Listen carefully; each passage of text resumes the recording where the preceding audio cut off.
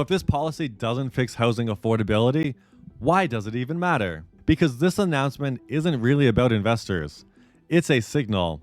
It tells us that housing affordability has crossed a political threshold. For years, housing was treated like a local issue, something national leaders avoided talking about. And that's no longer possible. When a presidential administration is talking about banning entire classes of buyers, it means the pressure has reached to the top. Voters are angry.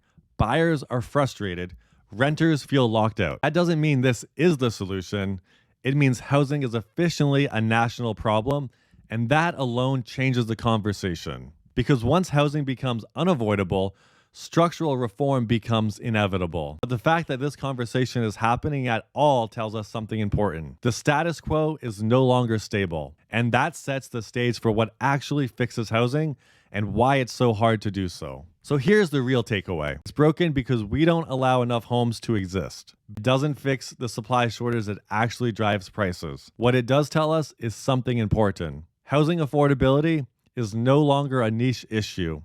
It's not just a local problem, and it's not something leaders can ignore anymore. That matters a lot, because real housing reform isn't dramatic. It doesn't come from one announcement.